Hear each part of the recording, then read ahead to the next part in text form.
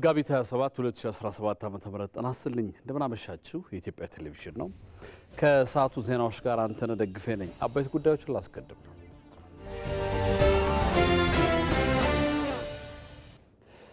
ግጭቶችን በዘላቂነት ለመፍታት የማያግባቡ ጉዳዮችን መለየት ያስፈልጋል ሲሉ ሀገራዊ ምክክር ኮሚሽን ዋና ኮሚሽነር ፕሮፌሰር መስፍን አርአያ ተናገሩ።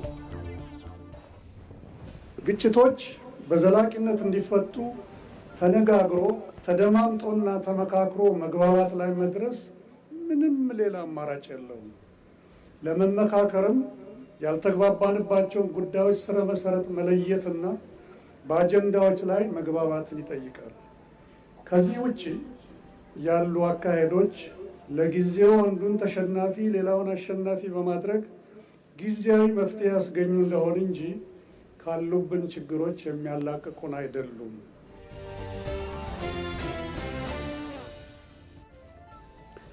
ምክክር ሁሉንም አሸናፊ የሚያደርግ የሰለጠነ መንገድ በመሆኑ ጥያቄ ያለኝ የሚል አካል ሁሉ ሀሳቡን ወደ ምክክር ጠረጴዛ ሊያመጣ እንደሚገባ በአማራ ክልል የአጀንዳ ማሰባሰብ ምክክር ምዕራፍ ተሳታፊ የሕዝብ ተወካዮች ተናገሩ።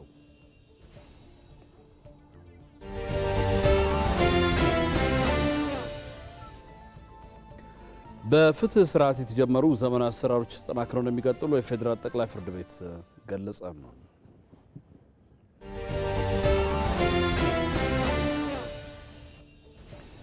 በሐረሪ ማህበረሰብ ዘንድ በድምቀት የሚከበረው የሸዋል ኢድ በዓል በሐረር ከተማ እየተከበረ ነው።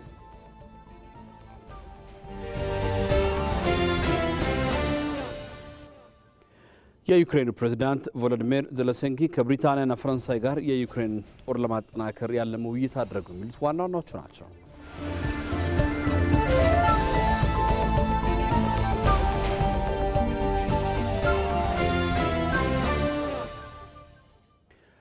በተጨማሪም ከሸዋል ኢድ በዓል አከባበር ጋር በተገናኘ ባልደረባችን አቤል ሙልጌታ ሐረር ነው የሚገኘው። ወደ ኋላ ላይ ተቀላቅሎን መረጃ ይሰጠናል። አብራችን ቆዩ።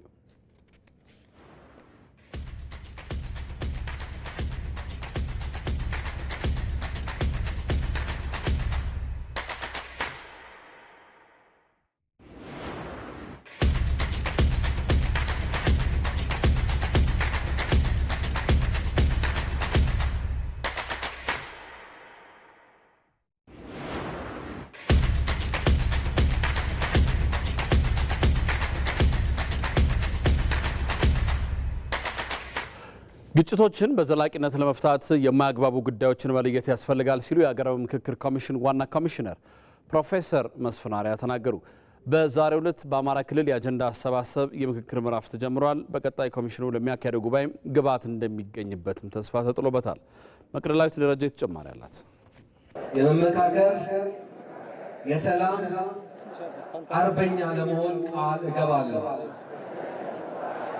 የሀሳብ ልዩነትና አለመግባባቶች የሚፈቱበት መንገድ ከምክክር ይልቅ የኃይል አማራጮች የሚጎሉበት በመሆኑ እንደ ሀገር ብዙ ዋጋ አስከፍሏል። ዛሬም እያስከፈለ ይገኛል። በአማራ ክልል ያለው ሁኔታም በዚህ እንደ ማሳያ የሚጠቀስ ነው ሲሉ የሀገራዊ ምክክር ኮሚሽን ዋና ኮሚሽነር ፕሮፌሰር መስፍን አርአያ ተናግረዋል። በመላው ሀገራችን መሰረታዊ ጉዳዮች ላይ የሀሳብ ልዩነቶችና አለመግባባቶች እየሰፉ በመምጣታቸውና እነዚህንም ልዩነቶች በኃይል አማራጭ ለመፍታት በተደረጉ ጥረቶች ይህ የተከበረ ሕዝብ ከፍተኛ መስዋዕትነትን ከፍሏል፣ እየከፈለም ይገኛል።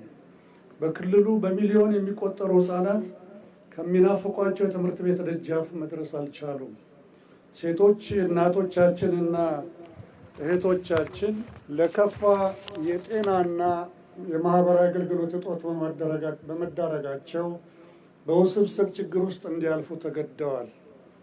በርካታ ወጣቶች ህልማቸውን ይዘው ለመቀመጥ ወይም ወደ ጫካ ለመግባት ተገደዋል።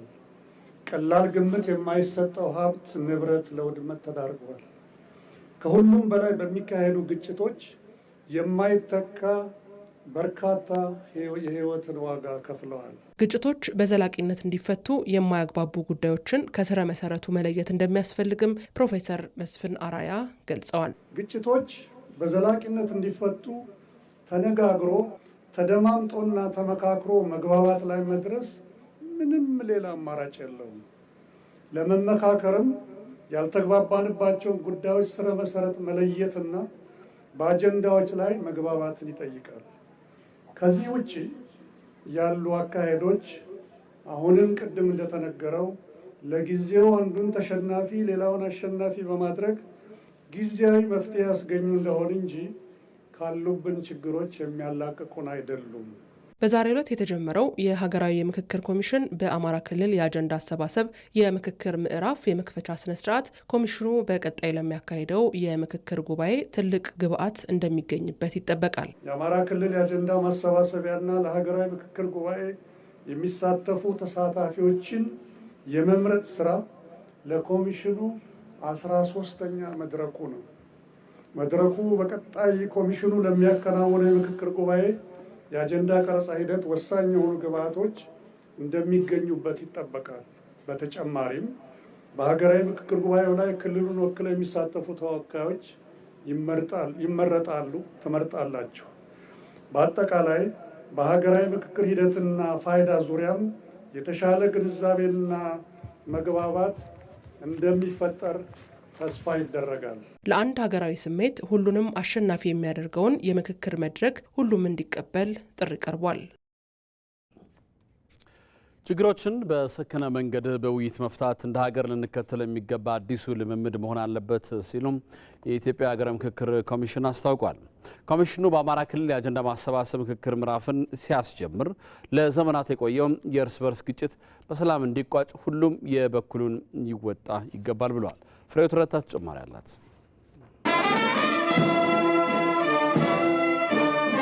የኢትዮጵያ ሀገራዊ ምክክር ኮሚሽን በአማራ ክልል አጀንዳ የማሰባሰብ የምክክር ምዕራፍ ማካሄድ ጀምሯል። ኢትዮጵያ ከግጭት ያተረፈችው የዜጎቿን መፈናቀል፣ ሞትና ድህነት ነው ያሉት ኮሚሽነር መላኩ ወልደ ማርያም ይህ የምክክር መድረክ ለኢትዮጵያ የተለየ መፍትሄን ይዞ የሚመጣ ነው ብሏል። ኢትዮጵያ ሀገራችን ለዘመናት እርስ በርስ በመደማማት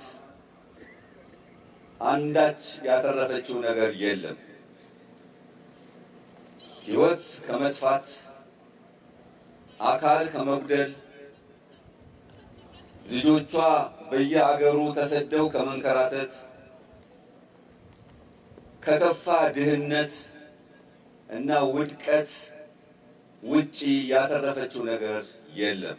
አመጽ አያስፈልግም፣ ጦርነት አያስፈልግም ብላችሁ በምክክር አገራችንን ወደፊት ማስኬድ እንችላለን ብላችሁ በዚህ አምናችሁ በእውነት ከተለያየ ቦታ በመገኘታችሁ በጣም ደስ ብሎናል። እግዚአብሔር ያክብርልን። ችግሮችን በምክክር በመነጋገርና በድርድር መፍታት አዲሱ ባህላችን ሊሆን ይገባል ያሉት ደግሞ ኮሚሽነር ዶክተር ዮናስ አዳይ ናቸው። በሶስተኛው አድዋ ማለትም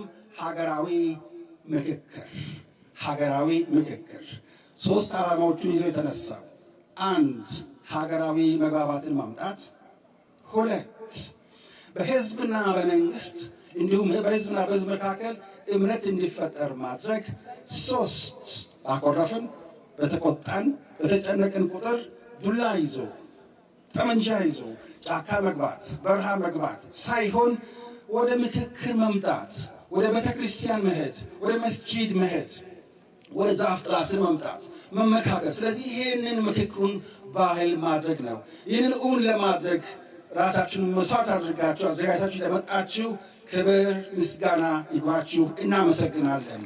የትጥቅ ትግል ጊዜያዊ ድሎችን ያስገኝ ይሁን እንጂ ዘለቄታዊ መፍትሄ አይሆንም የሚሉት የኢትዮጵያ ሀገራዊ ምክክር ኮሚሽን ምክትል ዋና ኮሚሽነር ሂሩት ገብረስላሴ ለሰላም ሁሉም በጋራ እንዲመክር ጥሪ አቅርበዋል። የአማራ ህዝብ እንደ ሌላው የኢትዮጵያ ህዝብ የሀገራችንን ጉዳይ ለመምከር መምጣት መቻሉ መሳካቱ በማየቴ የተሰማኝን ደስታ መናገር ፈልጋለሁ።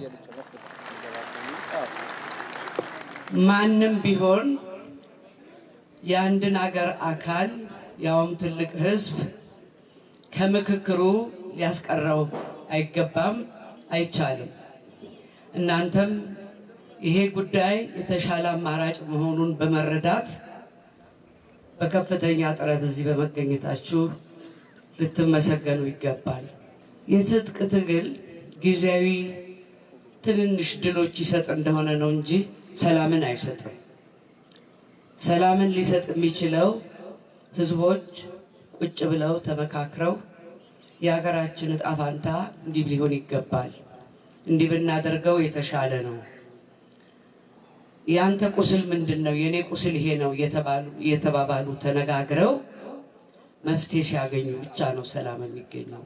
ያንን ለማድረግ ይሄ ምክክር የጀመረው ስራ ውጤታማ ይሆናል ብለን 100% እናምናለን። የአማራ ሕዝብ በሀገሩ ጉዳይ ለመምከር ችግሮችን ይገልጻል፣ ይወክለኛል የሚለውን መርጦ እንዲያሳውቅ ምክትል ኮሚሽነሯ አሳስበዋል።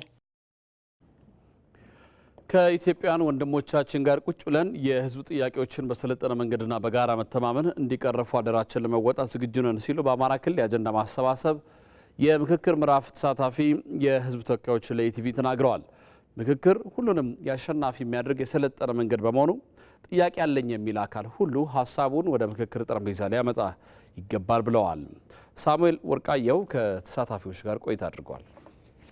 በማህበረሰቡ ዘንድ በጉጉት ሲጠበቅ የነበረው የአማራ ክልል የምክክር ኮሚሽን የአጀንዳ ማሰባሰብ ምዕራፍ ዛሬ እንግዲህ መክፈቻ ስነ ስርዓት ተካሂዷል። በዚህም በርካታ ማህበረሰቦች የወከሏቸውን ማህበረሰቦች በመወከል እንግዲህ በመክፈቻ ስነ ስርዓቱ ተገኝተዋል። እንግዲህ በዚህ ሳምንት ከዛሬ ጀምሮ እስከ ሚያዝያ 4 ቀን ድረስ በሚቆየው የምክክር አጀንዳ ማሰባሰብ ምዕራፍ በርካታ አጀንዳዎች ለሀገር ይጠቅማሉ፣ ለክልል ይጠቅማሉ የተባሉ አጀንዳዎች እንደሚዋጡና እንደሚሰበሰቡ ይጠበቃል። እኛም የተለያዩ ተሳታፊዎችን አነጋግረን አስተያየታ ቸውን ተቀብለናል። ወደ እናንተ እናጋራችሁ። ይህ ኮሚሽን ሲዋቀር እንግዲህ በርካታ ሀገር ፈተና ውስጥ እንደወደቀች ታሳቢ ተደርጎ በርካታ ማህበራዊና ኢኮኖሚያዊ የሀገሪቱን ቀውሶች መሰረት አድርጎ የተቋቋመ ነው። እንደ ሀገር የተሻለ እሳቤ የተሻለ ግንዛቤ ይዞ እንደ ሀገር እንድትቀጥል የሚያስችል ስለሆነ ሀገራዊ ምክክር ኮሚሽኑም ከዚህ የበለጠ አሁን ነገ ወዲያ በምናያቸው ስራዎች ደግሞ የበለጠ አበረታች የተሻለ እሳቤ የተሻለ አንድነት የሚጠናከርበት መድረክ እንደሆነ ታሳቢ ያደርጋለሁ። አመሰግናለሁ። ምክክር ሁሉንም ፋይዳ ይኖራል ብዬ አስባለሁ። በማደማማጥ በሁሉም ነገር ያው በምክክር ይበጃል ብዬ አስባለሁ። ሰላምና ሰላም ይመጣን ብዬ ገምታለሁ። ለምን ከመማከር ከመነጋገር ከመገናኘት ብዙ መፍትሄ አለው። መጋደል ማትረፍ አይደለም ማጉደል ነው። መማከር ግን ማትረፍ ነው። አለመማከር ግን ማጉደል ነው። ስለዚህ መንግስት ይህን ሲጨነቅ እኛ ደግሞ በሀገር ሽማግሌ ተወክለን የመጣነ ሰዎች በየወረዳችን በየቀበሌያችን ሰላም እንዲፈጠር መኮትኮት፣ ማስታረቅ፣ በየመድረኩ በየቤተሰቡ የወጡትን እናት አባቶች ልጆቻችሁን አግባቸው ሰላም ይፈጠር። ለዚህ ምክክር ኮሚሽን ስንመጣ ስንጠራ ጀምሮ የተሰማኝ ደስታ ወሰን የለውም። ነገር ግን በዛሬው ዕለት ደግሞ በዚህ በእኔ ዕድሜ ይህን ማየቴ በጣም ከፍተኛ ስለሆነ ለመጣንበት ዓላማ ደግሞ የተሳካ እንዲሆን ምኞቴ ነው። እንግዲህ የምክክር ኮሚሽኑ መቼም ለአንድ ሀገር ለአንዲት ዓላማ ያስፈልገዋል። ዓላማችንም በእርግጥ ወደ ሰላሙ ስለሆነ ለእነሱ ልብ ሰጥቶ ለእኛም ልብ ሰጥቶ ምክክራችን ሰምተው በሰላሙ መንገድ እንዲሆኑልን እመኛለሁ። እነዚህ የታጠቁ ኃይሎች እንዲገቡ መክራር ከጥጥቅ ምን ጥቅም አለ? ከጥጥቅ ጥቅም የለም። በዘንግ ይገዛ ሀገሩ ብዬ ጸሎት እያደረኩኝ ሀገሬን ወገኔን መምከር እንዲገቡ ማድረግ። ትጥቅ ዋጋ የለውም። ታጥቆ መጀብጀብ ምንድነው? ወንድሙን ሊገል እኮ ነው የታጠቀው። አባቱን ሊገል እኮ ነው የታጠቀው። አገሩን ኢትዮጵያን ሊገል እኮ ነው የታጠቀው። ተምሮ ጨርሶ አገርን መረከብ ነው። እድሜው የገፋ ሰው ሰራ ፈረሰ ከዚህ ሲገባ እናንተ መተካት ስላለባችሁ ነው። ስለዚህ ወጣቱ እኔ እንዲሞት አልፈልግም። በዚህ መድረክን በበለጠ ወጣቱን አሳትፉት። በክልሉ ዛሬ በጀመረው የአጀንዳ ማሰባሰብ ምዕራፍም ታዲያ በተለይም ደግሞ ምክክሩ በክልሉም ብሎም እንደ ሀገር አላግባባ ያሉ እንዲሁም ደግሞ የሀሳብ ልዩነቶችን በምክክር በመፍታት ረገድ የራሱ አስተዋጽኦ ያበረክታል ተብሎ ይጠበቃል። ይህንንም በተለይ ተሳታፊዎች ሀሳባቸውን አጋርተውናል። ለምክክር ኮሚሽኑ የሚያስፈልግ አገሪቱን ለማሳደግ አገሪቱን ለማልማት ያስፈልጋል። ጠብ ስለማይረዳ በፍቅር በምክክር ከሆነ አገራችን ትለማለች ብለን እናስባለን። ልጆቻችንን እናሳድጋለን ብለን እናስባለን። ልጆቻችንም ይማራሉ፣ አገር ትመራለች ብለን እናስባለን። ክልሉ እንደዚሁ በምክር አረጋግቶ አሳምኖ ማስገባት ብዳር የወጡትን ወንድሞቻችን አምነው ወደኛ እንዲቀርቡ ማድረግ። ሀገራዊ ምክክር ኮሚሽኑ ትልቁ ዓላማ ሰዎች ሀገራቸውን አዳምቶ ጠረጴዛ ዙሪያ ተመካክረው መፍትሄ ማግኘት ነው። ትልቁ ዓላማ ይሄ ነው። ሁሉን ማህበረሰብ አካታች ነው። የትኛውም ነገ ለኢትዮጵያ ይበጃል የሚባለውን ህግ ነው የምናወጣው። አጀንዳ ተሰብስቦ ለዚህ ምላሽ ተሰጥቶ አሁን የማንነት ጥያቄ፣ የወሰን፣ የድንበር ጥያቄ ቢመለስ ምክክር ኮሚሽኑ ደህና ሆኖ ይኖራል ብዬ አስባለሁ። ህጉ ማለት ነው። ሀገሬንና ህዝቦችን ከፍ ለማድረግ የመመካከር የሰላም አርበኛ ለመሆን ቃል እገባለሁ። በአማራ ክልል የተጀመረውን የአጀንዳ ማሰባሰብ ምክክር ምዕራፍ የማስጀመሪያ መርሃ ግብር በተንቀሳቃሽ ምስል ተከታትለን እንመለስ።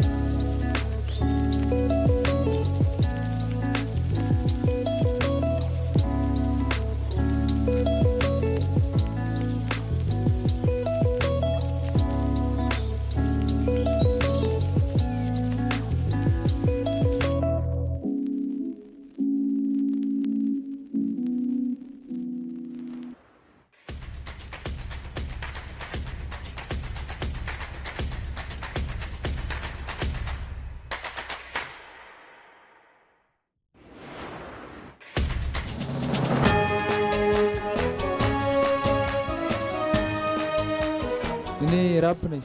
ትንፋሽ ሳይቋረጥ ነው የመጣው።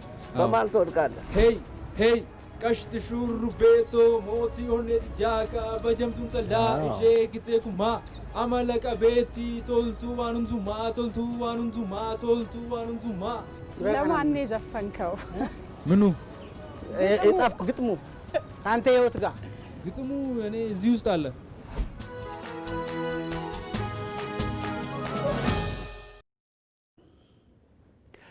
የሸዋል ኢድ በዓል እንደ ሀገር የቱሪዝም ዘርፍን የላቀ ኢኮኖሚ ምንጭ ለማድረግ የተጀመሩ ስራዎችን የሚያጠናክር መሆኑን የሐረሪ ክልል ርዕሰ መስተዳድር ኦርዲን በድሪ ገለጹ። የሸዋል ኢድ በዓልን ምክንያት በማድረግ የአምስቱ አጎራባች ክልሎች የባህል አውደ ርዕይና ፌስቲቫል በሐረር ተከፍቷል። የቅርስ ሀብቶቻችን ለቱሪዝም ልማታችን በሚል መሪ ቃል እየተከበረ በሚገኘው የሸዋል ኢድ በዓል ላይ የተከፈተውን የባህል ኤግዚቢሽንና ፌስቲቫል የሐረሪ ክልል ርዕሰ መስተዳድር ኦርዲን በድሪ የክልልና የፌዴራል ከፍተኛ የስራ ኃላፊዎች ናቸው የከፈቱት። በባህላዊ አውደ ርዕይና ፌስቲቫሉ ባህላዊ ጭፈራዎች፣ ውዝዋዜዎች፣ ባህላዊ ያለላ ስፌቶች፣ ባህላዊ ቁሳቁሶችና አልባሳት ለእይታ የቀረቡበት ነው። የሐረሪ ክልል ርዕሰ መስተዳድር ኦርዲን በድሪ በዚህ ወቅት ባለፉት 7 የለውጥ ዓመታት የሐረሪን የቱሪስት መዳረሻዎች በማልማት የቱሪዝም ዘርፉን ብሎም የክልሉን ኢኮኖሚ ማነቃቃት መቻሉንም ጠቁመዋል። የሸዋል ኢድ በዓል በዩኔስኮ መመዝገቡም እንደ ሀገር የቱሪዝም ዘርፍን የላቀ ኢኮኖሚ ምንጭ ለማድረግ የተጀመሩ ስራዎችን ያጠናክራል ብለዋል። ሐረር የምትገለጽበትና የምትታወቅበት አንዱ በቀደምት አባቶቻችንና እናቶቻችን መሰረት የጣለው የሸዋል ኢድ የማይዳሰስ ዓለም አቀፍ ቅርሳችን ነው። ሸዋል ኢድ በዓለም ቅርስነት መመዝገቡም ከሐረሪዎች ባህላዊ ፌስቲቫልነት አልፎ የመላው ኢትዮጵያውያን ብሎም የመላው የዓለም ሕዝብ የጋራ እሴት፣ ክንዋኔ፣ ባህልና ልዩ ወጎች የሚያንጸባርቅ መስታወት አድርጎታል። ይህም እንደ ሀገርና እንደ ክልል የቱሪዝም ሴክተሩን ወደ ላቀ የኢኮኖሚ ምንጭነት ለማሻገር የሚደረገውን ዘርፈ ብዙ ርብርብ የሚያጠናክርና የሚያሳካ ነው። እንደ ሪፖርተራችን ቴድሮስ ታደሰ ዘገባ የሐረሪ ክልል ባህል ቅርስና ቱሪዝም ቢሮ ኃላፊ ተወልደ አብዶሽ የበዓሉ መከበርና ዓለም አቀፍ እውቅና ማግኘት የሐረሪን ባህልን ለቀጣይ ትውልድ ለማሸጋገር ያለው ፋይዳ የጎላ ነው ብለዋል። ክብረ በዓሉ በዓለም አቀፍ ቅርስነት መመዝገቡ የክልሉን የቱሪስት ፍሰትን በመጨመር ቱባ ባህሉ ተጠብቆ ለመጪው ትውልድ እንዲተላለፍ በማድረግ እንደዚሁም የህዝብ ለህዝብ ትስስርን በማጠናከር ረገድ ከፍተኛ አስተዋጽኦ እያበረከተ ይገኛል። በሐረሪ ማህበረሰብ ዘንድ በድምቀት የሚከበረው የሸዋል ኢድ በዓል በሐረር ከተማ እየተከበረ ነው። በዩኔስኮ በማይዳሰስ ቅርስ ስር የተመዘገበው የሸዋል ኢድ የተለያዩ ጎብኚዎች ጭምር በተገኙበት ነው እየተከበረ የሚገኘው። የበዓሉን ድባብ በተመለከተ ባልደረባችን አቤል ሙልጌታ ከስፍራው መረጃ ሊያጋራን በቀጥታ መስመራችን ላይ ይገኛል። እንዴት አመሻ አቤል? እስቲ አጠቃላይ የሸዋል ኢድ በዓል አከባበር በምን ሁኔታ እንዴት እየተከናወነ ነው የሚሉት አንተም ያየውን ድባቦች ንገረን። በጣም አመሰግናለሁ። በዚህ በሐረር ከተማ በድምቀት እየተከበረ የሚገኘው የሸዋሊድ በዓል በዛሬው ዕለት እንግዲህ በክልሉ የሚገኘው የሐረሪ ማህበረሰብ በዚህ በከተማ ውስጥ እያከበረ ነው የሚገኘው። እንግዲህ የሸዋሊድ በዓል በተለይም በሐረሪ ማህበረሰብ ዘንድ በድምቀት እየተከበረ የሚገኝ ነው። ሁልጊዜም እንግዲህ በዓሉ የረመዳን በዓል ካለቀ በኋላ ለ6 ቀናት ጾም ተደርጎ የሚፈታ በዓል ነውና በዛሬው ዕለት ደግሞ እንደዚህ በአማረ ሁኔታ የክልሉ ማህበረሰብ እንዲሁም ጎብኚዎችና ቱሪስቶች እንዲሁ አገር ውስጥም ጎብኚዎች በተገኙበት በድምቀት እየተከበረ ነው የሚገኘው። ይህ በዓል በተለይም በዩኔስኮ በማይዳሰሱ ቅርሶች ውስጥ እንደዚሁ ተመዝግበው በርካታ ቱሪስቶችም እዚህ በዓል ላይ ለመሳተፍ ወደዚህ አካባቢ ይመጣሉ። ዛሬም እንግዲህ ይህንን ነው እየተመለከተን ያለ ነው ማለት ነው። እንግዲህ የሐረሪ ማህበረሰብ ለሺህ ዘመናት በሚሆን ታሪክ ውስጥ የተለያዩ ባህሎችና ቅርሶችን ይዞ የሚገኝ ባህል ህዝብ ነውና ይህም የሸዋሊድን በዓል እንግዲህ እዚህ መነሻ አድርጎ የሚከበር ሲሆን በተለይም እንግዲህ በነዚህ በዛሬው ዕለትም የባህል ፌስቲቫልም ጭምር እንደዚሁ ሲከናወን ውሏል ማለት ነው። በዚህም የተለያዩ ክልል የባህል ቡድኖችም እንደዚሁ ከጎራባች ክልሎችም ተገኝተውበታል ማለት ነው። እንግዲህ የአብሮነትን የህዝቦችን ትስስርና በጋራም እንግዲህ አብሮ የመኖርን የጋራ ትርክቶችንም በመፍጠር እንደዚህ አይነት የውጪ ላይ የሚከናወኑ የአደባባይ በዓላት ትልቅ አስተዋጽኦ እንዳላቸው የክልሉ ርዕሰ መስተዳድር ኦድሪን በድሪ በባህል ፌስቲቫሉ ላይ እንደዚሁ ገልጸዋል ማለት ነው። በአሁኑ ሰዓት እንግዲህ በክልሉ ያሉ ወጣቶች ከየተለያዩ ቦታዎች ላይ በመገኘት እዚህ እያከበሩ ነው የሚገኙት። ከዚህ በመቀጠል ደግሞ በጀጎል ግንብ ውስጥን በመግባት የተለያዩ ትርኢቶችን ያደርጋሉ። አሁን ላይ በተለያዩ ጭፈራዎችን በዓሉ በድምቀት እየተከበረ ነው የሚገኘው። አቤል ሙልጌታ ከሐረር ላደረስከን መረጃ በጣም አመሰግናለሁ። ተመልካቾች የሸዋል ኢድ በዓል አከባበር ዋዜማው ምን እንደሚመስል በተንቀሳቃሽ ምስል ተከታትለን እንመለስ።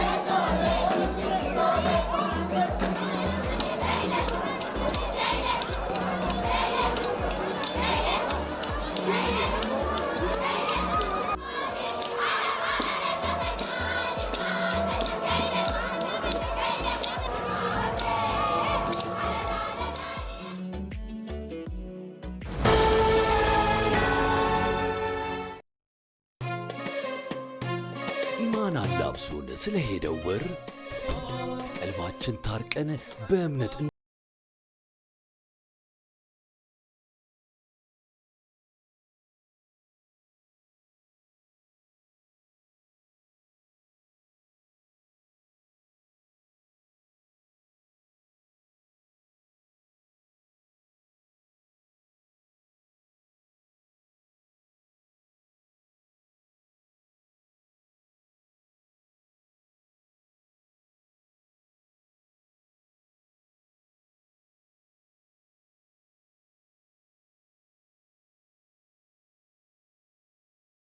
የኢድ አልፈጥር በዓል በሰላም አደረሳችሁ። ከውጭ ሀገራት በኢትዮ ዳይሬክትና ካሽኮ የሞባይል መተግበሪያዎች እንዲሁም በውጭ ሐዋላ አስተላላፊ ድርጅቶች በኩል ገንዘብ ሲላክሉ በዕለቱ የምንዛሬ ዋጋ ላይ የ12 ብር ተጨማሪ ጉርሻ የሚያገኙ መሆኑን በአክብሮት እንገልጻለን። ኢድ ሙባረክ። ሲቢ ኑር የተሟላ ከወለድ ነፃ የባንክ አገልግሎት። የኢትዮጵያ ንግድ ባንክ ሁሌም የሚተማመኑበት ባንክ።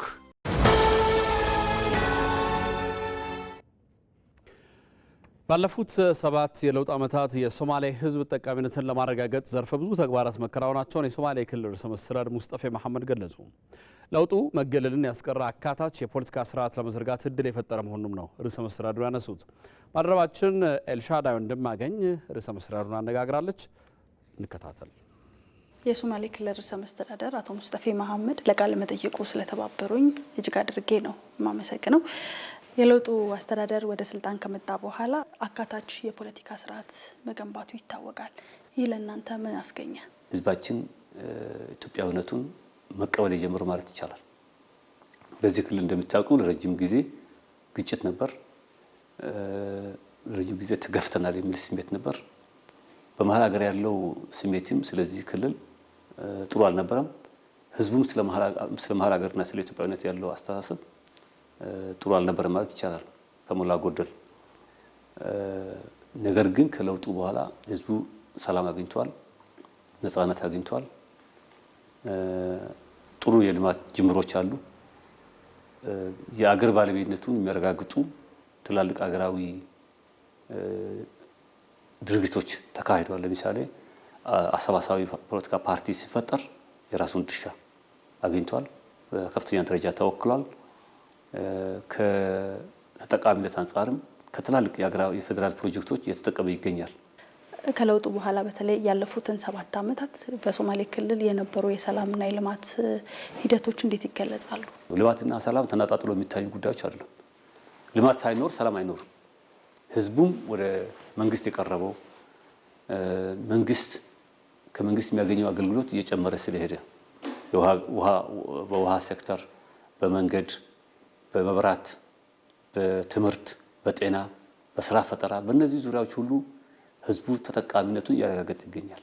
ተጠቃሚነቱን እስካረጋገጠ ድረስ ደግሞ ሌሎች ጫናዎች ከሌሉ ወደ ግጭት የሚገቡበት ምክንያት የለም። እንደሚታወቀው እንግዲህ ምርጫ 1 ዓመት ነው የቀረው። በተለይ ለህዝቡ ቃል ከገባችሁት አንጻር ምን እየሰራችሁ ነው? ምንስ ይጠበቃል? ትክክል ነው። ምርጫ 1 ዓመት ነው የቀረው። እንግዲህ ክልላችን ከለውጡ በኋላ የተሰሩ ስራዎች በርካታ ናቸው። ከልማት አንጻር ከ600 በላይ ትምህርት ቤቶች፣ አንደኛ ደረጃ ትምህርት ቤቶች፣ ወደ 100 የሚሆኑ ሁለተኛ ደረጃ ትምህርት ቤቶች፣ አዳሪ ትምህርት ቤቶችን ጨምሮ ተሰርቷል። በጤና ሴክተር 9 ሆስፒታሎች ነበር ክልሉ የነበረው እስካሁን። በዚህ 6 ዓመት 10 አዲስ ሆስፒታሎች ተገንብተው ስራ ላይ ይገኛሉ።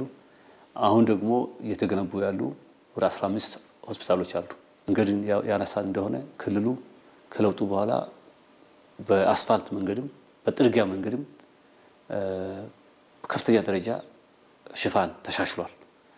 የውሃ አቅርቦት በተመለከተ ከለውጡ በፊት ወደ 18% ገጠር አካባቢ የነበረው ተደራሽነት የመጠጥ ውሃ ተደራሽነት አሁን ወደ 54% አካባቢ አድጓል።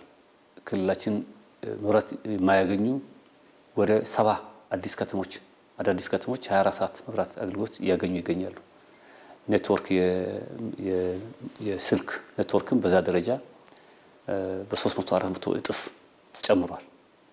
ይሄ ሁሉ እንግዲህ የህዝቡን ኑሮ ያሻሻሉ፣ ንግድ እንዲቀላጠፍ ያደረጉ፣ ሰላም እንዲሰፍን እያገዙ ያሉ በርካታ የልማት ስራዎች ናቸው። ከስራ ፈጠራ አንጻር በከፍተኛ ደረጃ እንቅስቃሴዎች እየተደረጉ ነው። በመቶ ሺዎች የሚቆጠሩ ሰው ወደ ስራ እንዲገባ ተደርጓል። ይህም በዚህ ብቻ ሳይቆም በፕራይቬት ሴክተሩ ባለው መነቃቃት ምክንያት ሰላም ስላለ መነቃቃት ስላለ ብዙ ሰው ስራ እያገኘ ወደ ንግድ እና ወደ ሌሎች ካሁን በፊት ያልነበሩ ኢንቨስትመንቶችን እየሳብን እንገኛለን እንደ ክልል።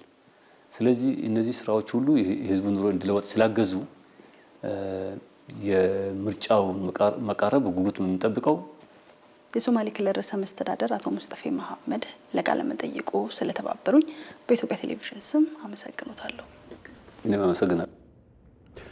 በሐረሪ ክልል በሌማት ትሩፋት ኢኒሼቲቭ እየተሰሩ ያሉ ስራዎች ለበርካታ ወጣቶች የስራ እድል መፍጠሩን የሐረሪ ክልል ምክትል ርዕሰ መስተዳደር ሮዛ ኡመር ገልጸዋል። ምርቱም በተመጣጣኝ ዋጋ ለነዋሪዎች እየቀረበ መሆኑን ተገልጿል። አቤል ሙልጌታ ተጨማሪ ያለው። በሐረሪ ክልል የሌማት ትሩፋት በሰፊው እየተሰራ ይገኛል። በእንስሳት እርባታና በንብ ማነብ እንዲሁም አትክልትና ፍራፍሬ በርካቶች ተጠቃሚ እየሆኑም ነው። በሐረር ከተማ በዚህ ዘርፍ የተሰማሩ ወጣቶችም ተጠቃሚ እየሆኑ ኑሯቸውንም እያሻሻሉ የስራ እድልም እየፈጠሩም ይገኛል። እርባታው ላይ ያው ከገባው ኦልሞስት አሁን 2 ድፍን ዓመት ሞልቶናል። ስንጀምር እንደ ግል ነው የጀመርኩት። እዚህ አሁን 4000 ነበሩ። ያው ኦልሞስት ወደ 3500 ይጠጋሉ አሁን ላይ ያሉት። በተዘዋዋሪ 150 አባወራዎችም በአካባቢው ላሉት በተዘዋዋሪ የስራ እድል ፈጥረናል። የቄብ ዶሮ እያመጣን የ2 ወር እንሸጥ ነበር 1-2 ዙር። ቤት ውስጥ 2 ቀፎ አስቀምጬ ያ ቀፎ በአመት 7 ቀፎ ሆነልኝ። ከዛ በኋላ ቤት ውስጥ ነው እስከ 50 ቀፎ የተሰበሰበው። እጃ አሳወቅኳቸው መጥቶ አዩን። በጣም በብዙ ልፋት ነው እንደዚህ ያጸዳሁት። አሁን እንደምታዩት ይሄ ቦታ እስከ 3000 በላይ አትክልት ተክያለሁ እዚህ ውስጥ። አሁን ያለው እስከ 200 ፍሬ ቀፎ እየሆነልኝ ነው። በሐረር ከተማ የሚገኘው አሜን የከብቶች እርባታ ማዕከል ከዓመታት በፊት በ2 ላሞች ተጀምሮ ዛሬ ለበርካቶች የስራ እድልን የፈጠረ ማዕከልም ሆኗል። በቀንም ከ350 ሊትር በላይ ወተትን ለገበያም ያቀርባል። ምርቱ የሚሰጠው ጠዋትና ተሰዓት በኋላ ነው። ስለዚህ አንድ ላይ እስከ 350 ሊትር ይወጣል። አጠቃላይ 115 ከብቶች አሉ ማለት ጥጃዎችም ወንዶቹም የሚታለቡትም አሉ። ከዚህ ውስጥ 35ቱ የሚታለቡ ናቸው። በማዕከሉ ከ17 በላይ ዜጎች ቋሚ የስራ እድልም ተፈጥሮላቸዋል። አሁን እዚህ ውስጥ 17 በላይ የስራ እድል ተፈጥሯል። በወተቱ ደግሞ ወስደው የሚሸጡ ምን የሚሉ አካባቢ ላይ እዚህ ከጀርባዬ እንደሚታዩት ብዙ ወተቱን ወስደው የሚያሰራጩ አሉ። በክልሉ የሌማት ትሩፋት ስራ ለበርካቶች የስራ እድል መፈጠሩንም የክልሉ ምክትል ርዕሰ መስተዳድርና የክልሉ ግብርና ቢሮ ኃላፊ ሮዛ ኡመር ተናግረዋል። በተለይ ሌማት ትሩፋት ላይ የዶሮ እርባታውንም የወተቱንም ስንወስድ ወጣቶቹን አደራጅተን ነው ወደዚህ ያስገባናቸው። አሁን የሴቶች ተጠቃሚነትንም በዚሁ ተደራጅተው ነው የሚሰሩት። ይህንን አመቻችተን ብዙ የስራ እድሎች ከስልጠና ጀምሮ ሰው የመንግስትን ስራ መጠበቅ ከዩኒቨርሲቲ የወጡ ወጣቶች የመንግስትን ስራ ነበር የሚጠብቁትና ይህንን አመለካከት መቀየር ስልጠናዎችን አዘጋጅተናል። በክልሉ በበጋ መስኖ የተለያዩ አትክልትና ፍራፍሬዎችን በማምረት ገበያ ለማረጋጋትም እየተሰራ መሆኑንም ጠቁመዋል። ከእንስሳት ሀብቱ በተጓዳኝ ደግሞ የበጋ መስኖዎችን የሌማት ትሩፋት አካል አድርገን ነው እየሰራን ያለ ነው። በተለይ አትክልትና የፍራፍሬ ምርቶችን ባለፈውን በማሽላ ኢኒሼቲቭ ብዙ ቦታዎችን የሸፈነ ነበረ። ያ ማሽላ ሲነሳ ደግሞ አሁን በበጋ መስኖ ደግሞ ውሃን በማቅረብ አትክልትና ፍራፍሬውን እያመረቱ በቅዳሜና እሁድ ገበያ ላይ ቦታ አዘጋጅተን በራሳችን ትራንስፖርት አድርገን ለከተማው ማህበረሰብ ዝቅተኛ ገቢ ያላቸው ማህበረሰብ በራሳቸው እኛ በወሰነው ዋጋ እንዲሸጡ ተደርጎ የአርሶ አደሩንና የከተማ ነዋሪውንም ያገናኘንበትና የዋጋ ንረቱን ሽንኩርትን ከ100 ምናምን ብር አሁን ወደ 60 ብር 50 ብር የወረደበት ሁኔታ ነው ያለው። በክልሉ በከተማ ግብርና የእንስሳት እርባታ የተሰማሩ ዜጎችም የመኖ አቅርቦት ላይ የተጠናከረ ድጋፍ ያስፈልጋልን ብለዋል። በፍትህ ስርዓት የተጀመሩ ዘመናዊ አሰራሮችን ተጠናክረው እንደሚቀጥሉ የፌዴራል ጠቅላይ ፍርድ ቤት ገለጸ። የተጀመሩ ዘመናዊ አሰራሮችም የፌዴራልና የክልሎችን ቅንጅት ለማሳደግ ያግዛል ተብሏል። ዋለልኝ ታምር ያቀርበዋል። በአዋጅ ቁጥር 1231/2013 በተቀመጠው መሰረት ሀገር አቀፍ የህግ ተርጓሚዎች መድረክ በቢሾፍቱ ከተማ ተካሂዷል። ሀገር አቀፍ የህግ ተርጓሚዎች ግንኙነት መድረክን ተቋማዊ በሆነ ሁኔታ የሚያስተባብር ጽህፈት ቤት መዋቅርና የሰው ኃይል አደረጃጀት እንዲሁም የዳኝነት አገልግሎትን ዲጂታላይዝ ለማድረግ ስለሚቻልበት ጉዳዮች ላይ ሰፊ ውይይት ተካሂዷል። በመድረኩ የፌዴራል ጠቅላይ ፍርድ ቤትን ጨምሮ የክልሎችና የከተማ አስተዳደር የጠቅላይ ፍርድ ቤት ፕሬዝዳንቶችም ተገኝተዋል። የፌዴራል ጠቅላይ ፍርድ ቤት ፕሬዝዳንት አቶ ቴዎድሮስ ምህረትም መድረኩ ቀልጣፋ በቴክኖሎጂ የታገዘ የፍርድ ቤት አገልግሎት በሁሉም ፍርድ ቤቶች ለመስጠት እንደሚያስችል ተናግረዋል። ይህም የሀብት ብክነትን በመቀነስና ትብብርን በማጠናከር ለዜጎች የሚገባውን የዳኝነት አገልግሎት መስጠት እንደሚያስችል ነው አቶ ቴዎድሮስ የገለጹት። የሚኖረው ጠቀሜታ ምንድን ነው? በሀገር አቀፍ ደረጃ የተለያዩ መተግበሪያዎችን ከማልማት የተለያዩ አሰራሮችን ከመዘርጋት ህብረተሰቡ ላይረዳው የሚችል አሰራሮች በየቦታው ተፈጥረው ህዝቡ ግራ መጋባት እንዳይኖር ወጥ የሆነ ተመሳሳይነት ያለው መተግበሪያዎችን ማልማት እንዲቻል አሰራሮችን መዘርገት እንዲቻል በተለይ ከቴክኖሎጂ ግብዓቶች ጋር በተያያዘ ወጥ የሆነ አጠቃቀም ለመመስረት የሚያስችል ነው። እንደዛ ስናደርግ አንድ አይነት አሰራር በሁሉም ፍርድ ቤቶች ይኖራል።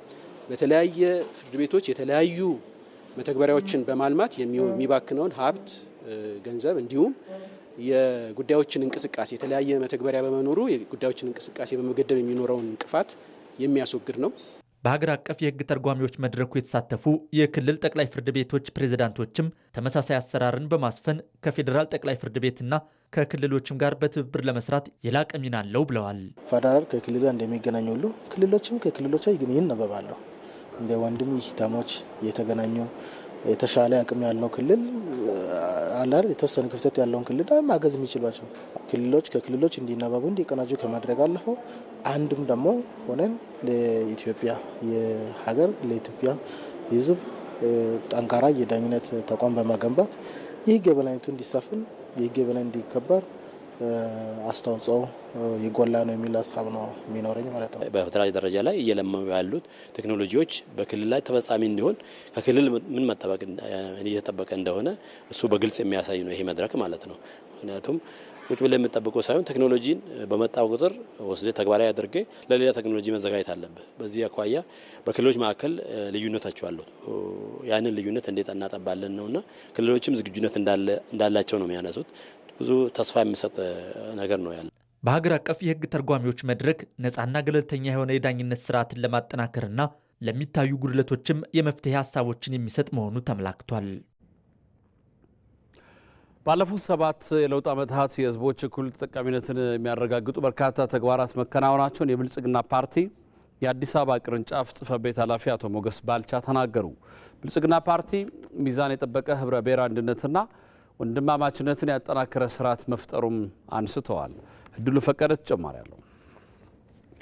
ባለፉት የለውጥ ዓመታት የኢትዮጵያ ህዝቦች በኢኮኖሚ በፖለቲካና በማህበራዊ መስኮች እኩል ተጠቃሚነት የሚያረጋግጡ በርካታ ተግባራት መከናወናቸው ይነሳል። ከለውጡ በፊት ሀገሪቱን ይመራት በነበረው የፖለቲካ ፓርቲ በኩል ይስተዋሉ የነበሩ ክፍተቶችና ጉድለቶች እንዲስተካከሉ ከፓርቲ ውስጥ ባሉ አባላትም ሆነ በህዝቡ ዘንድ በተለያዩ መንገዶች ተደጋጋሚ ጥያቄዎች ይቀርቡ እንደነበረም የብልጽግና ፓርቲ የአዲስ አበባ ቅርንጫፍ ጽሕፈት ቤት ኃላፊ አቶ ሞገስ ባልቻ ተናግረዋል። ይሄ ለውጥ እንዲመጣ በርካታ ገፊ ምክንያቶች ነበሩ። በተደጋጋሚ ጊዜ በወቅቱም የተገለጸ ነው። በየዓመቱም በምናረጋቸው የመታሰቢያ ፕሮግራምም እንደዚህ ጉዳዮች እያነሳን የነበረበት ጉዳይ ነው ማለት ይቻላል። በወሳኝ መልኩ ለውጡ አዲስ ነገር የመሻት ህዝቡ በተለይ ህዝቡ ጋር አዲስ ነገር የመሻት ነገር የመሻት ስንልም በወሳኝ መልኩ የአስተዳደራዊ ስርዓቱ መንግስት በወቅቱ የነበረው መንግስት ጋር የነበሩ ጉድለቶች፣ ስህተቶች ጋር ተያይዞ እነዚህ ጉዳዮች እንዲሻሻሉ እንዲቀየሩ በከፍተኛ ሁኔታ የሞገተበት ሁኔታ ነው የነበረው። ለውጡን ተከትለው እንደ ሀገር ከተሰሩ ስራዎች መካከል ዜጎችን በኢኮኖሚ በፖለቲካና በማህበራዊ መስክ እኩል ተጠቃሚ የሚያደርጉ ስራዎች በትኩረት ተሰርተዋል ብለዋል። በኢኮኖሚ ስርዓት ውስጥም ኢኮኖሚው ህዝቡ ባለው ሀብት እና ሪሶርስ ልክ እኩል ተጠቃሚ ከመሆኑ ጋር ፍትሃዊ ተጠቃሚ ከሆኑ ጋር ተያይዞ በህዝቡ ውስጥ በተለያየ መልኩ በተለያዩ የነበሩ መድረኮችም ስብሰባዎችም በማህበራዊ ሚዲያውም በተለያዩ ሚዲያዎችም ይሞገት የነበረበትና ትክክል አይደለም የሚል ጥያቄዎች ይነሱ የነበሩ መንግስት ደግሞ እነዚህን ጉዳዮች ይዞ በአግባቡ በፈቶ ከመሄድ ጋር ተያይዞ በአዳዲስ ሀሳቦች ላይ ጉዳዩን ቃኝቶ ለውጡ እንዲመጣ ምክንያት አድርጎታል ማለት ነው። የዜጎችን ዴሞክራሲያዊ መብቶች ለማስከበርም የዴሞክራሲ ተቋማትን የማደራጀትና ክፍተት የነበረባቸውን ደንቦችና ህጎች የማሻሻል ስራ መሰራቱን አቶ ሞገስ ተናግረዋል። የዴሞክራሲ ጥያቄ እንዲመለስ ከማድረግ ጋር ተያይዞ የተሟላ ዲሞክራሲ ስርዓት በስሙ ካልሆነ በስተቀር የተሟላ ዲሞክራሲ ከማረጋገጥ ጋር ተያይዞ ሰፊ ችግር የነበረ ከመሆኑ ጋር ተያይዞ እነዚህ መሆን አለባቸው፣ መፈጸም አለባቸው፣ መከናወን አለባቸው፣ መረጋገጥ አለባቸው የሚል በተለያየ መልኩ የነበረበት ሁኔታ ከመሆኑ ጋር ተያይዞ እነዚህ በርከት ባሉ መልኩ ይነሱ የነበሩ የለውጥ ፍላጎቶች ተደማምረው በስልጣን ላይ ባለው ገዢ ፓርቲ ውስጥም ድርጅት ውስጥም እነዚህ ለውጡ ተገቢ ነው የሚለው ኃይል ጋር በውስጥም ከውጭም ጋር ተመጋግቦ ለውጡ እንዲወለድ ምክንያት ሆነዋል ማለት። ዜጎች በመደመር እሳቤ ተሰባስበው ለሀገራቸው እድገትና ብልጽግና እውን መሆን የበኩላቸውን ሚና የሚጫወቱበት እድል በለውጡ እንደተመቻቸም ተጠቁመዋል።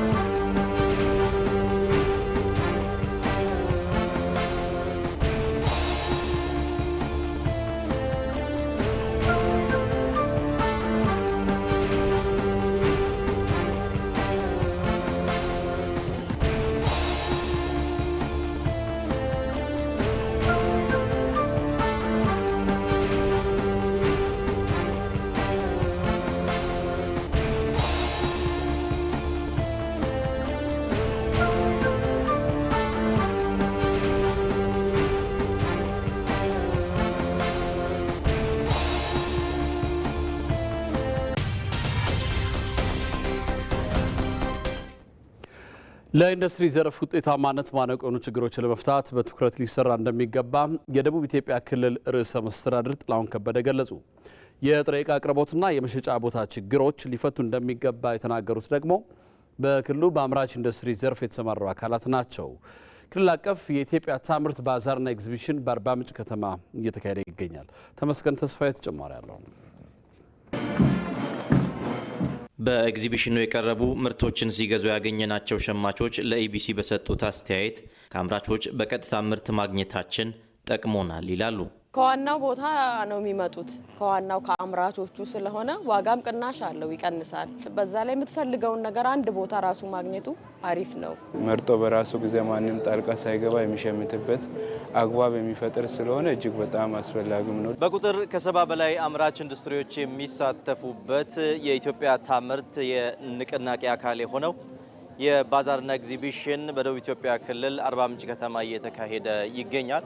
በዚህ ባዛርና ኤግዚቢሽን ላይ እየተሳተፉ የሚገኙ የእድሉ ተጠቃሚዎች ከገበያ ትስስር ጀምሮ መልካም እድል እንደፈጠረላቸው ይናገራል።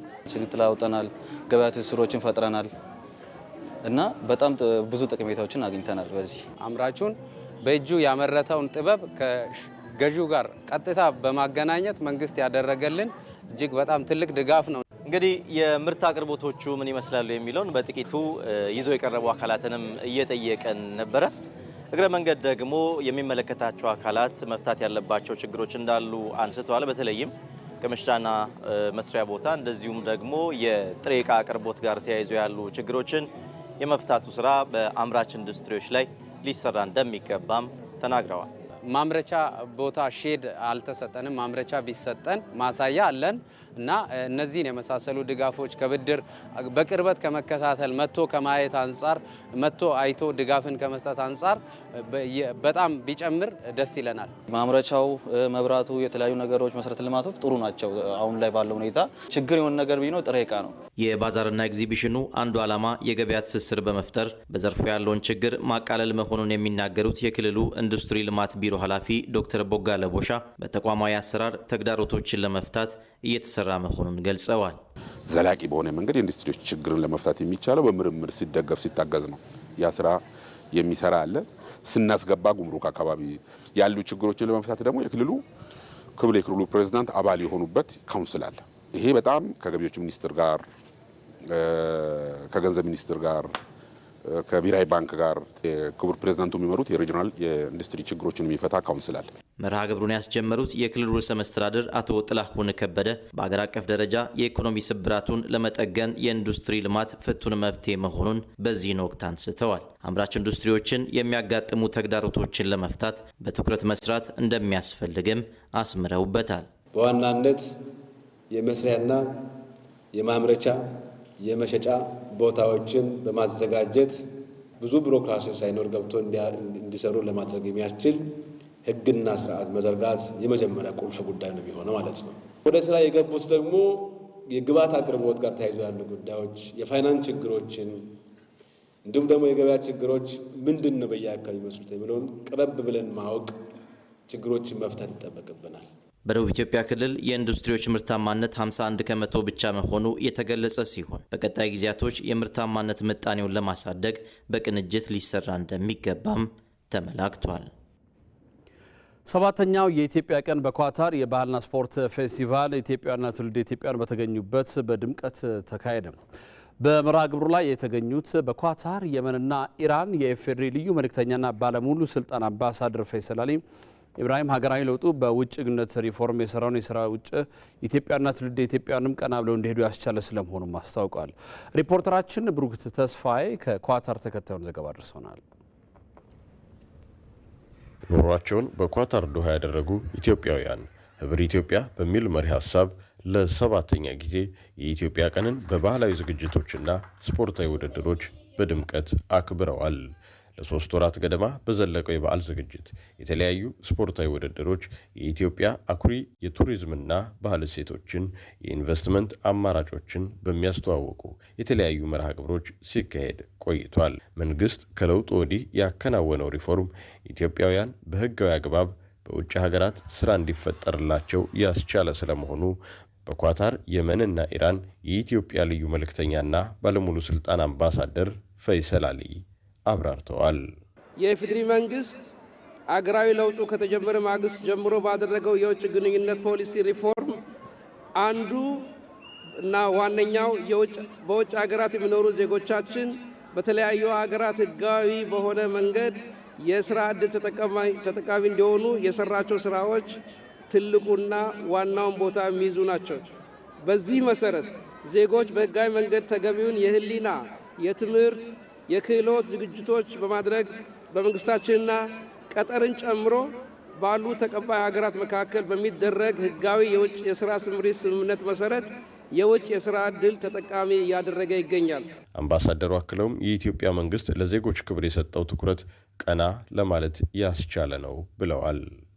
አገራዊ ለውጡ በተለይም በተለያዩ ውጭ ሀገራት የምንኖር ኢትዮጵያውያንና ትውልድ ኢትዮጵያውያን በሀገራችን እንድንኮራ አንገታችን ቀና አድርገን ስለ ሀገራችን በኩራት እንድንናገር ያደረገ በመሆኑ በዚህ አጋጣሚ ከለውጡ ማግስት ጀምሮ ለተገኘው ውጤት የእናንተ ውድ ኢትዮጵያውያን አሻራ ያረፈበት በመሆኑ እንኳን ለ7ኛው አገራዊ ለውጥ ዝክረ ዓመት አደረሳችሁ ማለት እወዳለሁ። በኳታር የኢትዮጵያ ኮሚኒቲ ሊቀመንበር አሚኖ ኑር ማህበሩ በዶሃ ለሚገኙ ኢትዮጵያውያን አበርክቶ ከፍ ያለ ስለመሆኑ ጠቅሰዋል። ዜጎቻችን ከምንም በላይ ሰብአዊ ክብራቸው እንዲሁም መብትና ጥቅማቸው ተከብረው ቀና ብለው ኑሯቸውን መግፋት የሚያስችላቸውን መደላድል መፍጠር የኮሚኒቲ ማህበራችን ተቀዳሚ ተግባር ነው። የኮሚኒቲ ማህበሩ ባሳለፍነው ዓመት ለዜጎች የፍርድ ቤት ክርክሮች ከደሞዝና ጥቅም አቅም ጋር በተያያዘ የዜጎችና የአሰሪዎች ጋር ማስማማት፣ ከቪዛ ክፍያ ጋር የተያያዙ ድጋፎችና ክትትሎችን ማድረግ ሲያረግ ቆይቷል። እንዲሁም ከዚህ በተጨማሪ በስራ ላይ አደጋ ለደረሰባቸው ካሳ እንዲያገኙ፣ በእሳት ቃጠሎና መሰል ጉዳት ለደረሰባቸው የኮሚኒቲው ከጉዳታቸው እንዲያጋግሙ ልዩ ልዩ ድጋፍ ማድረግ፣ እስር ቤት ታስረው የሚገኙ ዜጎቻችንን በሳምንት 3 ቀናት ጉብኝት ሲያደርግ ቆይቷል። በሕክምና ላይ የሚገኙ ዜጎቻችንም በየሆስፒታሉ በሳምንት 1 ጊዜ መጎብኘት እንዲሁም በተለያዩ ምክንያቶች ለሞት የሚዳረጉ ዜጎቻችን አስከሬን በክብር ወደ አገር ቤት መሸኘትና ከዚሁ እንዲፈጸም ለሚፈልጉም እገዛ ሲያደርግ ቆይቷል። 7ኛው የኢትዮጵያ ቀን በእግር ኳስ የፍጻሜ ጨዋታ አዲስ አበባ ስጋ ትሬዲንግ የስፖርት ቡድን የስልጤ ክለብን 1-0 በማሸነፍ የዋንጫ አሸናፊ ሆኖ ተጠናቋል። ለኢቲቪ ዘገባ ብሩክ ተስፋዬ ነኝ ከኳታር ዶሃ። አዋሽ ባንክ በ3 ወራት ውስጥ ከ498 ሚሊዮን ዶላር በላይ ለደንበኞች ማቅረቡን ገለጸ። አዋሽ ባንክ እንደ አውሮፓውያን አቆጣጠር ከጃንዋሪ 1 2025 ከማርች 31 2025 ባሉ 3 ወራት ብቻ ከ2200 በላይ ለሆኑ ደንበኞች በድምሩ ከ498 ሚሊዮን የአሜሪካን ዶላር በላይ የውጭ ምንዛሪ ማቅረቡን አስታውቋል። የደንበኞች ፍላጎት ማሟላትና በአገሪቱ ኢኮኖሚ እድገት ላይ ጉልህ አስተዋጽኦ በማበርከት ላይ ስለመሆኑ የገለጸው ባንኩ በኢትዮጵያ የሚታየውን የውጭ ምንዛሪ እጥረት ለአንዴና ለመጨረሻ ጊዜ እንዲቀረፍና ግልጽነት እንዲፈጠር የሚጠበቅበትን ኃላፊነት እየተወጣ እንደሚገኝም አስታውቋል። በዚህም ለተለያዩ የአገር ውስጥ ባንኮች ከ100 ሚሊዮን የአሜሪካን ዶላር በላይ የውጭ ምንዛሪ እገዛ ማድረጉን ነው የገለጸው። ባንኩ ይህን የውጭ ምንዛሬ ድልድል በሚያደርግበት ጊዜም መንግስት የፍራንኮ ቫሉታ ስርዓት ያቆመ ከመሆኑ ጋር ተያይዞ ወደ ሀገራችን የሚገቡ ስልታዊ ሸቀጦች ወይም ስትራቴጂክ ኮሞዲቲስ እጥረት እንዳይከሰት በማሰብ በ3 ወራት ብቻ ለዘይት ከ50 ሚሊዮን ዶላር በላይ፣ ለነዳጅ 79 ሚሊዮን ዶላር፣ ለስኳር 20 ሚሊዮን ዶላር፣ ለሩዝ 11 ሚሊዮን የአሜሪካን ዶላር የሰጠ ሲሆን የትምህርትና የሕክምና የመሳሰሉ ክፍያዎችን ቅድሚያ በመስጠት የውጭ ምንዛሬ ድልድል ማድረጉን በዝርዝር አስቀምጧል። በአሁኑ ወቅትም የኢትዮጵያ ብሔራዊ ባንክ በየ15 ቀኑ የውጭ ምንዛሬ በጨረታ ለባንኮች እያቀረበ በመሆኑና የወጪ ንግድና ወደ ሀገር ውስጥ የሚላክ ሐዋላ በጣም እየተሻሻለ ከመሆኑ የተነሳ የሀገሪቱ የውጭ ምንዛሬ ግኝት እያደገ እንደሚሄድ ይጠበቃል ነው ያለው። በመሆኑም አዋሽ ባንክ የደንበኞቹን የውጭ ምንዛሬ ፍላጎት ለማርካት የአቅርቦት ችግር የማያጋጥም መሆኑና የውጭ ምንዛሬ አቅርቦትን በበቂ ሁኔታ የሚያመቻች መሆኑን ገልጸዋል።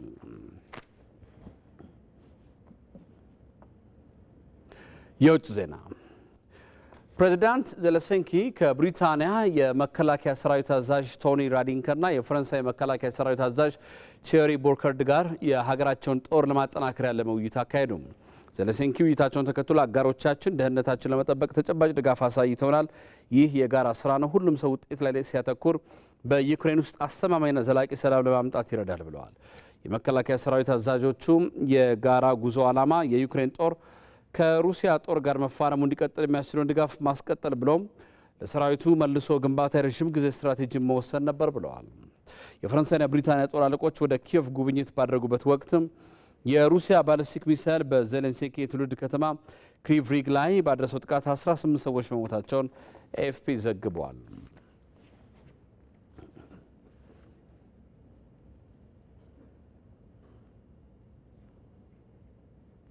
ከኢትዮጵያ ቴሌቪዥን የሰዓቱ ዜና አብቅቷል። ስለተከታተላችሁ እናመሰግናለን። አንተነህ ደግፌ ነኝ። በሰላም ደሩ።